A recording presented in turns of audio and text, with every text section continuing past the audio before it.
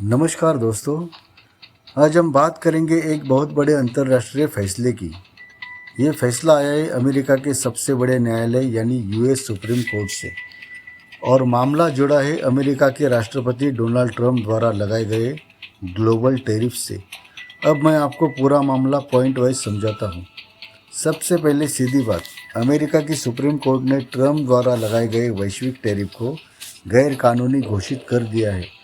Court ने साफ कहा है कि राष्ट्रपति ने अपने अधिकारों से आगे जाकर ये टैरिफ लगाए हैं, मतलब जो संवैधानिक सीमा है उसे पार किया गया। ये बहुत बड़ा फैसला है क्योंकि अमेरिका में राष्ट्रपति के आर्थिक अधिकारों की सीमा को लेकर ये एक ऐतिहासिक निर्णय माना जा रहा है। ये फैसला 6-3 के बहुमत से आया, मतलब 9 जजों में से 6 जजों ने ये कहा कि टैरिफ अवैध है और 3 जजों ने अपनी राय अलग रखी। इसका मतलब है कि अदालत का स्पष्ट झुकाव इस मामले में ट्रंप के खिलाफ रहा। यहाँ सबसे महत्वपूर्ण बात आती है, ट्रंप ने इन टैरिफ को लागू करने के लिए एक कानून का इस्तेमाल किया था, international emergency economic powers act 1977। अब सवाल ये है, क्या ये कानून राष्ट्रपति को पूरी दुनिया पर व्यापक टैरिफ लगाने का अधिकार देता है? तो सुप्रीम कोर्ट ने कहा नहीं देता।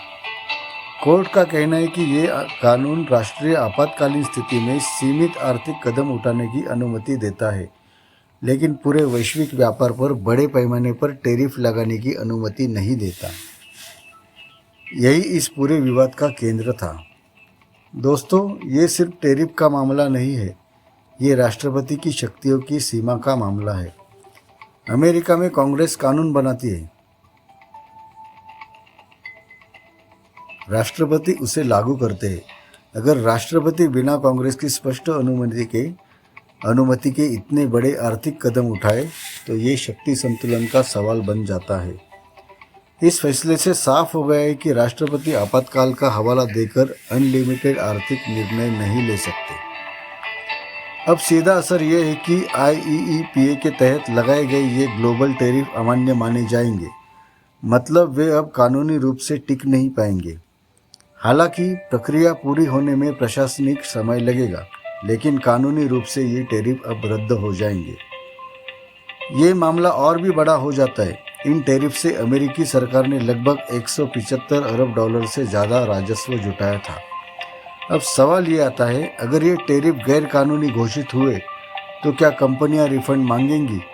तो संभावना है कि कई कंपनियां अदालत में रिफंड की मांग कर सकती है, और अगर ऐसा होता है तो अमेरिकी खजाने पर बड़ा वित्तीय बोझ पड़ सकता है। ट्रंप का तर्क था कि ये टैरिफ अमेरिका की सुरक्षा और व्यापार संतुलन के लिए ज़रूरी थे। उनका कहना था कि कई देश अमेरिका का व्यापारिक फ़ायदा उठाते हैं। फैसले के बाद उनके समर्थकों का कहना है कि कोर्ट ने राष्ट्रपति की शक्तियों को सीमित कर दिया है, लेकिन आलोचकों का कहना है कि ये संविधान की रक्षा का फैसला है। अब अंतर्राष्ट्रीय स्तर पर असर देखिए। जब ट्रंप ने ये टैरिफ लगाए थे तब कई देशों के साथ व्यापारिक तनाव बढ़ गया था। अगर ये टैरिफ हटते हैं तो व्यापारिक संबंध सुधर जाएंगे, आयात निर्यात और सस्ता हो जाएगा और बाजारों में स्थिरता आ सकती है। वैश्विक बाजार इस फैसले को राहत की नज़र से देखते हैं। भारत भी उन देशों में शामिल था जिन पर अमेरिकी टैरिफ का असर पड़ा था। भारतीय निर्यातकों को राहत मिल सकती है। स्टील, एल्यूमिनियम, टेक्सटाइल जैसे सेक्टर को स्पेशल फ़ायदा हो सकता है। व्यापार वार्ता आसान हो सकती है। इसलिए भारत के लिए ये फैसला महत्वपूर्ण माना जाता है। ये बहुत ज़रूरी बात है। कोर्ट ने सिर्फ IEEPA के तहत लगाए गए टैरिफ को अवैध बताया है। कुछ टैरिफ दूसरे कानूनों के तहत लगाए गए थे, जैसे सेक्शन 232 या सेक्शन 301।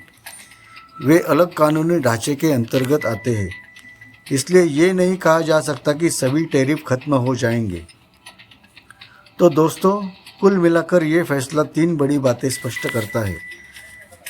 अमेरिकी राष्ट्रपति की शक्तियाँ सीमित करना, आपातकाल का मतलब असीमित आर्थिक अधिकार नहीं। वैश्विक व्यापार नीति में अदालत भी अहम भूमिका निभाती है। ये फैसला सिर्फ ट्रंप का टैरिफ का नहीं, ये अमेरिका की संवैधानिक व्यवस्था का मामला आता है। आने वाले समय में ये देखा जाएगा कि क्या कांग्रेस इस विषय पर नया कानून लाती है या प्रशासन किसी दूसरे कानूनी रास्ते से फिर टैरिफ लगाने की कोशिश करता है। लेकिन फिलहाल ये ट्रंप की आर्थिक नीति के लिए बड़ा झटका माना जा रहा है।